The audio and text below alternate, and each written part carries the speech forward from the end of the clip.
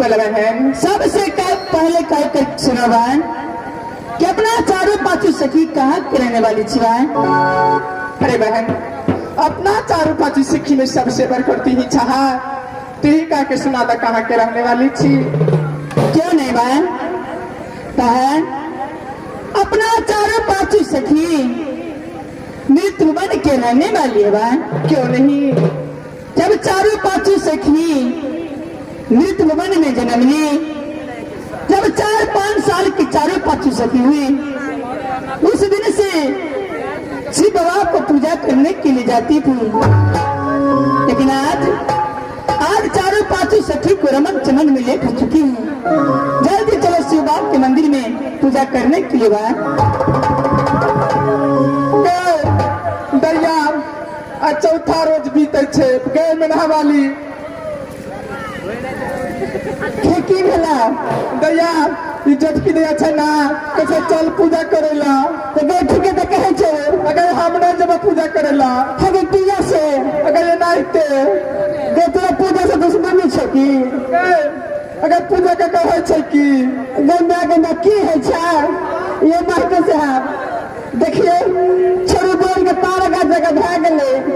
अच्छा तो बहुत पूछे छे पूजा का की है छे अगर हम बीते तो हम तोरे से पूछती आओ गे हमें पूजा के सुंदर घर और सुंदर बर मिले छे गल में अगर घर तो घर अब बोर कर रखा छे पोखर का बोरा गाछ गाल गे तो लेकिन सब दिन ढहले ले रह जबी हमें स्वामी पूजे छे स्वामी अगर यार पजे होते तो रहे हां हमें से नहीं गए हमें अनी आपा श्याम बुझे छी श्याम हाँ अगर सही ने हम बुझे छिए अगर श्याम नहीं बुझे छी ना तो बाबा से पूछी तो बाबा ककरा कहे छै घर वाला के गे तू कुछ नहीं बुझे छी ना नहीं गे हे दैया तोरे ने का बेटी छले बुझली तो की कहे छे की कहलका ये मास्टर कहते चुप गए पगनी पातर चूरा आई पगनी के नहीं रखते दूरा दैया कहे की अगर लाल साड़ी टांगल या असियाना में लागल या ए दैया तोरे जगह कहे की नांची बिया धरल छी सब बिया जे दे छे पर हां बे ठीक कहला दैया तोरे जगह के बेटी छले तो कहे लट गए छोरी अनारक दाना असिया के तो खीर खाला हो नाना कहे की अगर बैठल छी बोरा पर आ मोन जले बुढ़वा पर दैया तोरे जगह कहे की लाजा के काट कर बाजत दे टाट में भोर का देखत गए छोटकी कहे की अगर नांची बिया भरल छी आ सब बिया झड़ गेल छुच्छे पड़ल छी अबे तोरे जगह कहे की बाटी 7 बाटी गुरबा गाल में दांत हां गए छोटकी आगे बोल तोरे जगह बेटी छले बुझली तो की केलका बिसर के लेखन के तनकी ला जबो दैया हे तोरे जगह बेटी छले तू बापे घर में दीप नसल के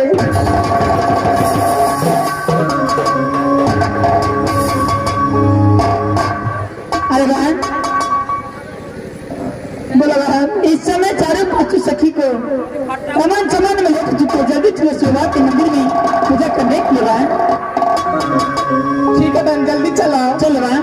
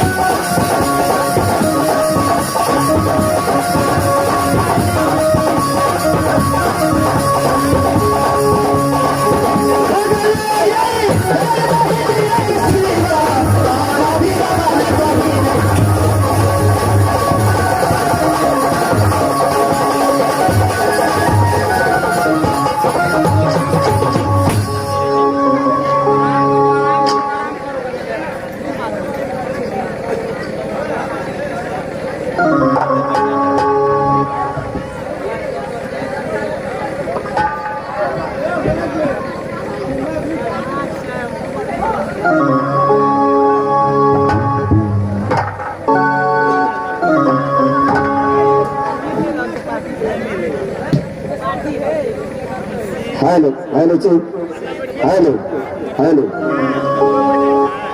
हाँ जी एक बार पहले माँ भगवती के नाम पे जयकार लगा दीजिएगा और हमारा खेला शुरू और चालू रहेंगे।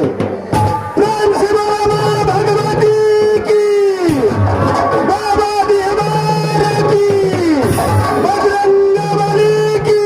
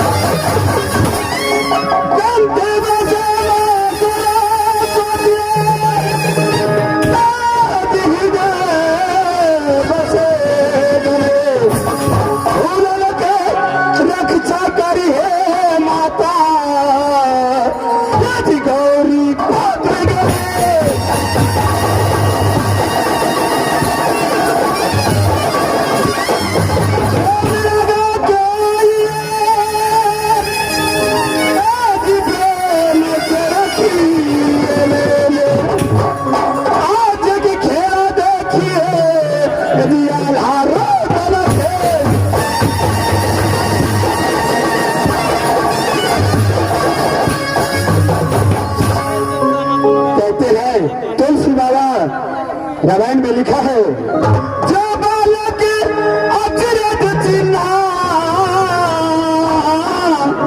मात पिता गुरु गोदी में लीला। नया पार्टी है, छोटे नन्हे मुन्ने कलाकार है। जो खेल में त्रुटि होगा आप अपने बच्चे समझ के क्षमा करिएगा। आज की खेला हमारा धुरंधर कंपनी के द्वारा दिखलाया जाएगा। मलखा विवाह, जूनागढ़ की लड़ाई और रानी जगमगिया की शादी।